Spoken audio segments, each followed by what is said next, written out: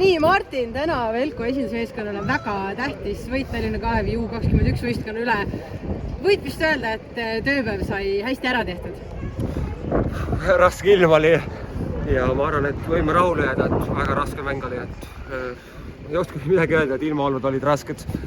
Aga ma arvan, et me täname kõiki inimesi, kes tulid meil siia toetama meid. Ja me tahtsime nendele midagi vastu anda sellest, et tulid siia meid toetama. Ja ma arvan, et see võit annab neile selle emotsiooni, mis meilegi.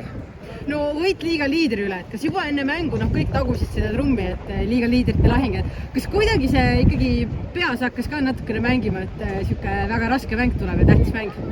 Ma arvan, mängid on juba piisavalt kogenud ja ei ole nii noored, et võtavad seda kõike juba, et iga mäng on mäng, et ei ole vahet, kes seal vastas nagu on, et sa pead ikkagi endast maksimumi andma ja ma arvan, et me ei mõelnud üldse selle peale, kellega meil mäng on. Meil oli tähtis see, et jätkata seda head fooni ja liikuda tabelis veel kõrgemale.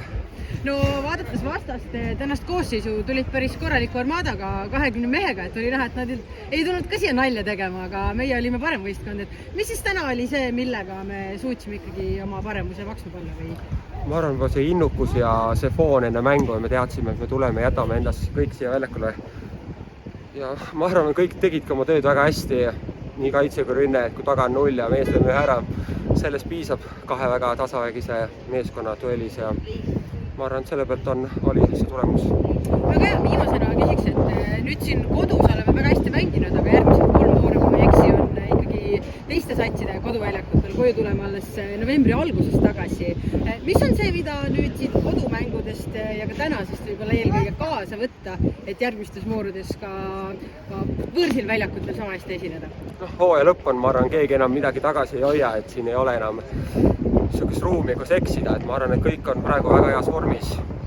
Väga hea emotsiooni pealt on minna juba võõrsil mängudele, et kus oled juba väga hästi eelnevad mängud mänginud ja ma arvan, et võtame siit kõik selle emotsiooni ja kaasa ja lähme ja mängime selle hooaja lõpuni tublisti. Super, aitäh ja järgmisteks mängudeks!